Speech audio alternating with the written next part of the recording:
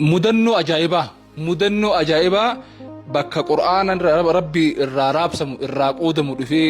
an dhagahe kana akkasin dhageettaniif ustaaz Ibrahim Ansaar isinitti hima mudannoo ajaa'ibaa qur'aanaa wal qabatu biyya keenya biyya Itoophiyaa keessatti na himna amanuu dadhabee mee isumara dhageenna mee maaltu eessatti wanti kun ta'eetan. Assalaamu alaykum wa rahmatullahi wa barakatuh. Akkuma beekamu biyya keenya keessatti rakkoo baadiyyaa keessa jiru warri magaalaa jiru dhagahu. Leenna warri baadiyyaa karaan isaanii koronkonchiidhaa yookaan motoraan deemtaa odeeffannoon isaanii torku hin jiru sigale. Nuti amma bakka quraana gurguraan ooluu fi namoota baay'eetu akka quraana nutti fida. Gaaf tokko siif dursa dubartii wayii birrii kuma hidhamee furu wallahi battee dhufti ganama. Akkuma dukkaana binetti birrii kuma hidhamee fiddee wandime birra 24,000 ብር ነው በቻለው መጠን ቁርአን ስለኛው እንጂ ማሊ ጋፈናኒ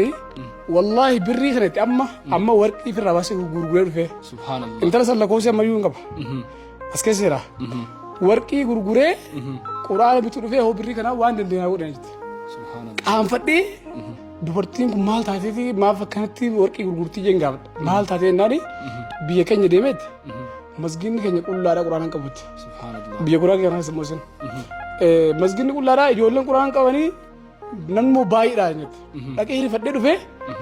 وبرين قبو ورقي كان ورفه هوتي بريكم دور والله انترسن قران سن كنو في لياري دنديت لين قبو غروانن غوري غتي گديبسي في قران باي سيفي گمچيسه يوتي كان سمبور ليرو تو جولي تماري وي دبسي برتو وي غرو قران دبل ما في في گسفنجرا ركو مدنو كنا فادو نبرا ورقي ورغورتي حدي نمدي ورقي ورغو نمدم فا قبني في ويدو في قران تفاجرت هنا ركن قران بيخنا سيزاچو كسا كان قران كان برامو نمچو يغافت قرفه قران وغافت قران قمنو ورن ديسم قران ورغارسا نجد مال جن غافن بيكينيا halkan ugu qur'aana sarbadan waan qaramocha qur'aana tokko jira qur'aan hanga tokko jira halkan tokko warra abalu qara bula halkan ittaanu warra abalu bula sigale haddi kanatti ramadan guutu qur'aan naannaa bula nanjir gaaf sen le namoota tokko dubbisne ol muhin dinne qur'aan hanga tokko agar basiri ergine fi namni so amma ko salle ranfadde maga salle ranfadde kanaaf rakkoon qur'aana yeroo baay'ee nu bira jira nuti amma qaanfanne namni garuun gadin gizee qur'aana gati timnu isiniif le ajri ajar ni gamman namooti ajri hojjechuun nu gammachiisa garuu maal tokko humna keenya ol taa'acha kanaaf wanti jechuu barbaadnu maali qur'aanni alarraa seenee ni jira baay'inaan ni argama namoonni qur'aana sadaqachuu barbaadan karaa heedariin ta'ee karaa maktabatul madiinaa magaalaa Finfinnee keessatti argamu jechaadha qarancaafa Hararii qaba Dirree qaba maamilan ammoo biyya hunda keessa qaba Itoophiyaa keessa bakka barbaadde jecha wala Asoosaa asii hanga Jijjigaatti Maqalee asii hanga Hamaritti jecha dheenyuma kana Bilaal Gurraacha warra Hamarin argame isaaf illee ergen jiran sidii bocha karaa bulitti keenya lolaati rabbi raajaalatu kanaaf quraan rakkoon quraana baay'inaan waan jiruuf namoonni tokko illee bituu danda'an lama bituu danda'an afur danda'an guruupiin haa ta'u keessa Ramadaana kana keessa ji'a quraanaa waan ta'eef sadaqaaleen dachaa waan ta'eef osoo hirmaatiin baay'ee gaarii itti yaada laannoo rakkin quraanaa hin dubbatamne ammallee hin dubbatamne amma sumareefu amma sinjee sana kuma reefu siifse saabni kii dawalee gaalii beekaa jedhan jedhe gaaliin kan wannan kan dur taraawii hojii keessan jimmatti ko sheekh Mawud turti gaafta ko yaadadheen maal naan ijoollee 200 maqaa isaa jedhe ijoollee 200 maqaa isaa quraana qabanii dhengada masjidan dhaqee ziyaaree qullaadhaa hedduu rifadhee deeme yoo ani deessi quraana 200 muran deessinaan jedhe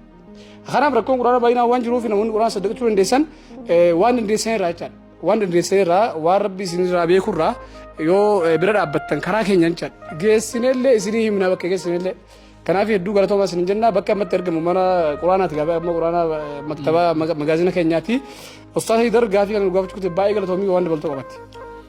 yaa ummata keenya isin qur'aana tokko ganda tokko keessa jiru qur'aana tokko har'a mana tokko bulee guyyaa ittaanu mana tokko bulee guyyaa ittaanu illee mana biraa bulee haala kanaan qur'aanni Itoophiyaa keessatti ni qara'ama hanqinni qur'aanaatii fi dhabamuun qur'aanaa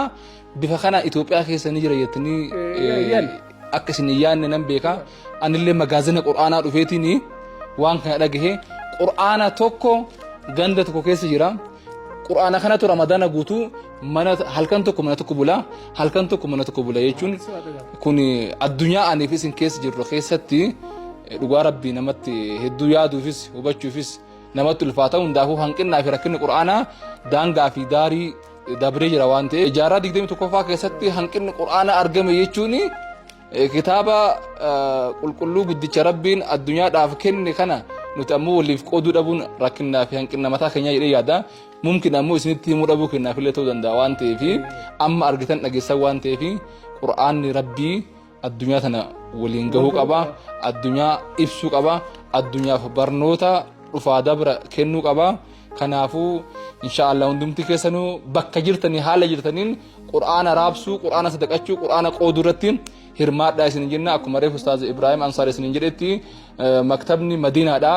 Itoophiyaa tana keessatti maktaba guddaa Qur'aan raabsuudhaan Qur'aana fiduudhaan beekamuudha waan ta'eef bakka barbaadanitti godina barbaadanitti aanaa barbaadanitti qirincaa fi bakka hundarra qaba waan ta'eef kallattumaan qunnamtanii hirmaachuu dandeessanii. Salaamu alaykum wa rahmatullahi wa barakatuh. Wa alaykum assalam.